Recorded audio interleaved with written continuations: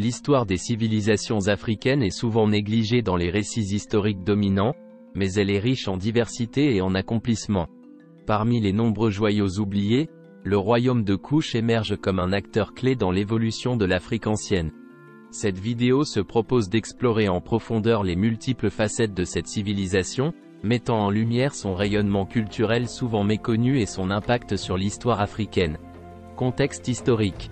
Le royaume de Kouch, situé dans la région du Nil, a prospéré entre 2500 avant Jésus-Christ et 350 après Jésus-Christ. Son emplacement géographique stratégique le long du Nil supérieur a permis à cette civilisation de prospérer économiquement et de développer une riche culture.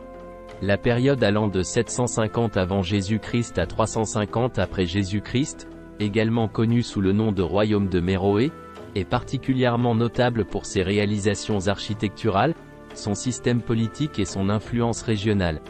Culture et société de Kouch. Le royaume de Kouch a laissé un héritage architectural impressionnant, marqué par les pyramides de Méroé.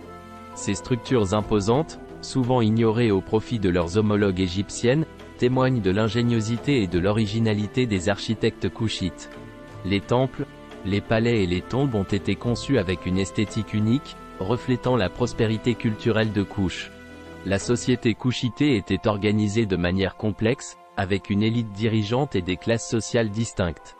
Le commerce fluvial, en particulier avec l'Égypte et d'autres régions méditerranéennes, a joué un rôle crucial dans l'économie de Kouch.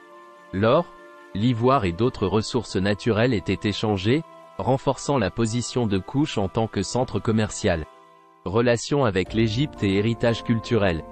Les relations entre le royaume de Kouch et l'Égypte ont été dynamiques.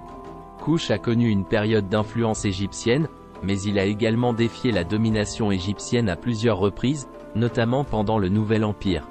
Les alliances et les conflits ont façonné les deux civilisations, créant une symbiose complexe d'influences culturelles. Le royaume de Kouch a laissé un héritage culturel significatif.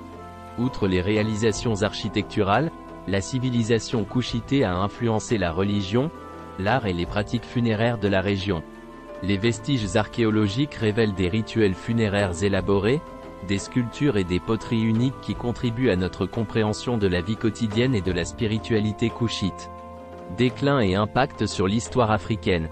Le déclin de Kouch, vers 350 après Jésus-Christ, a été lié à divers facteurs, notamment des changements climatiques, des pressions extérieures et des évolutions politiques internes. Cependant, même avec son déclin politique, l'influence de Kouch a persisté dans la région. L'héritage du royaume de Kouch a influencé les civilisations postérieures en Afrique de l'Est et en Afrique centrale. Les royaumes suivants, tels que le royaume de Nubie et le royaume de Sénar, ont hérité de certaines traditions culturelles et politiques de Kouch. L'étude de cette civilisation éclaire non seulement l'histoire de Kouch elle-même, mais aussi l'ensemble de l'histoire africaine. En conclusion, le royaume de Kouch est bien plus qu'une note de bas de page dans les livres d'histoire. Cette civilisation africaine a contribué de manière significative à l'histoire culturelle, politique et économique du continent. En explorant et en comprenant le royaume de Kouch, nous élargissons notre vision de la richesse et de la complexité de l'histoire des civilisations africaines, reconnaissant ainsi son importance dans le grand récit de l'humanité.